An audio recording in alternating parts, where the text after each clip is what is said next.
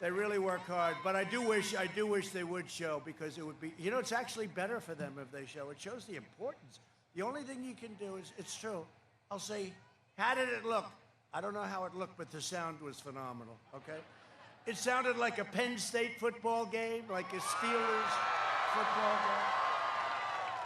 game. You can't disguise it. You ever see Sleepy Joe with the little circles? He puts them very far away, so far away, and then he comes up with the mask. He's like 100 yards from the nearest human being. He's got a mask. He feels good about the mask. I wonder, in the debate, it'll be him and I on the stage. Is he going to walk in with a mask? I'll be honest. He feels good about the mask, and that's okay. You know what? Whatever makes you feel good, he feels good. He feels. I mean, honestly, what the hell did he spend all that money on the plastic surgery if he's going to cover it up with a mask? Seriously, the whole deal.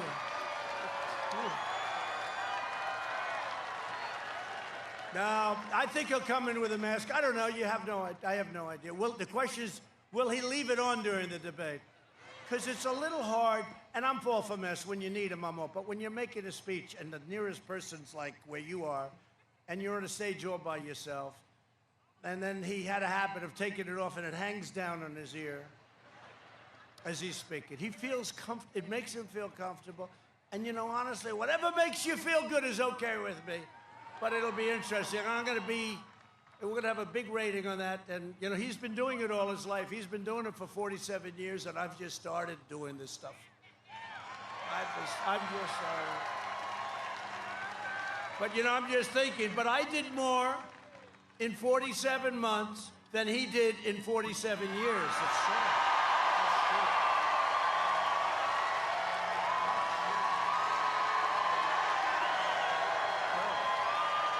You look at what we've done.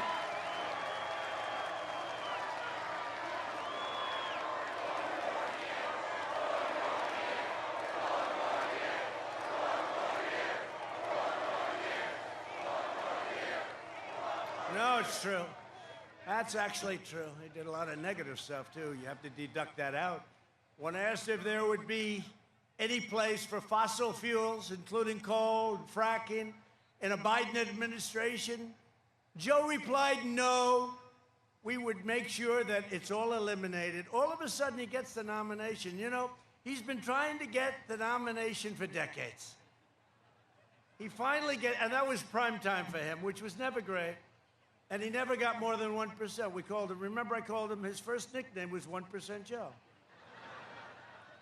And frankly, had Elizabeth Warren been loyal to her philosophy, which is radical left, socialism, perhaps communism, I don't know, perhaps. It's verging on communism, right?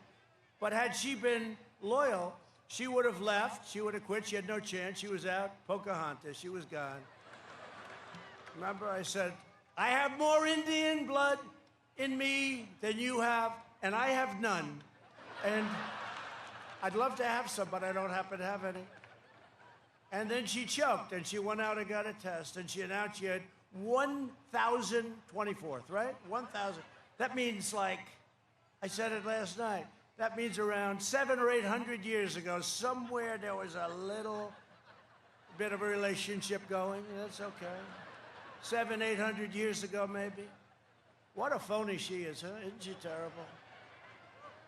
And now we're going to pick a great woman, any one of the five that I told you, but any one of the women that we had, they're all great people, great scholars, great, brilliant people.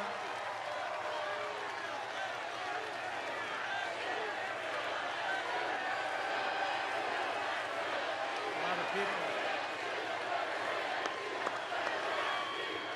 No, they're all great women. They're brilliant, great scholars. By the way, while I'm here, would anybody prefer that I pick a man?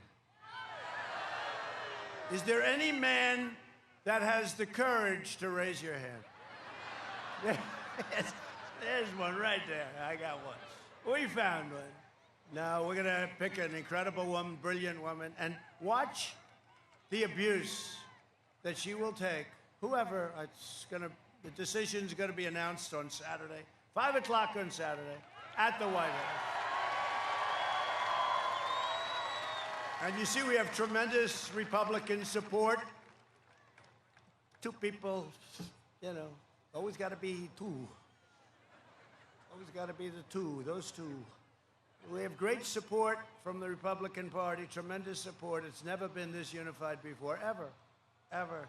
In the fake impeachment, we had 196 to nothing Republican support, and we had 52.5 to a half in the Senate. Who was the half? I can't imagine.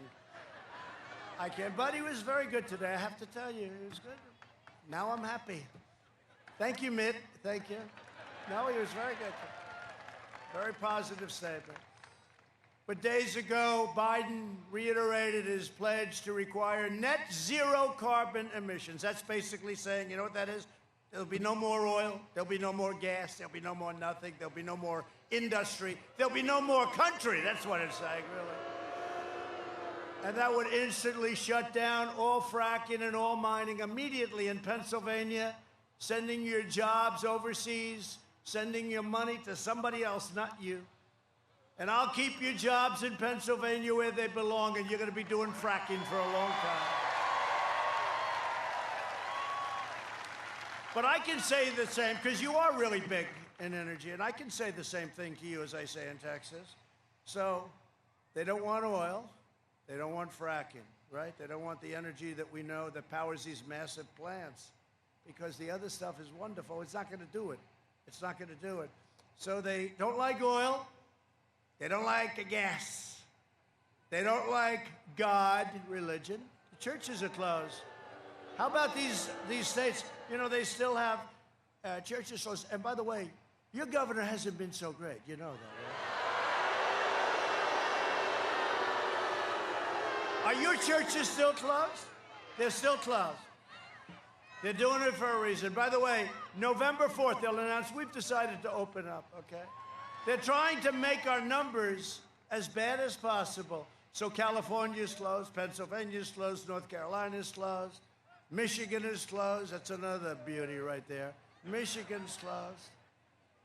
And then they have these fake ballots, millions and millions of ballots. By the way, when you see shenanigans, please report it to your authorities, okay? The real authorities. They're watching, and the authorities are watching. But please report it. But when you look at it, really, it's amazing. And they're trying to make our numbers look bad. But even with numerous closed states, and you notice also law and order, right? Law and order. The red states, the Republican states, they're working great. Record low crime, record low. But Democrat-run states, you look at Chicago, you look at New York. New York has gone through we have to bring back, we should draft Rudy Giuliani, okay? Let's bring him back. Draft him. We want Rudy.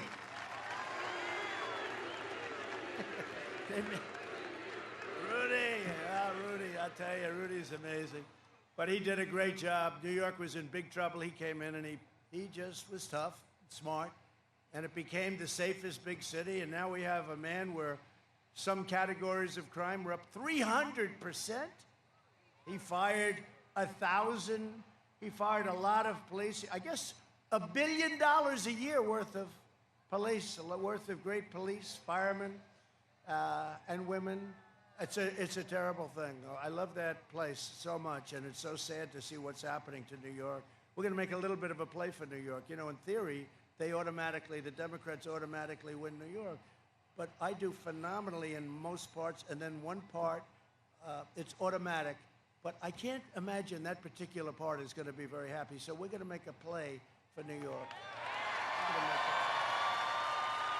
With Pennsylvania, I don't have to make a play. We've got Pennsylvania. Just go out and do it. We don't have to make a play.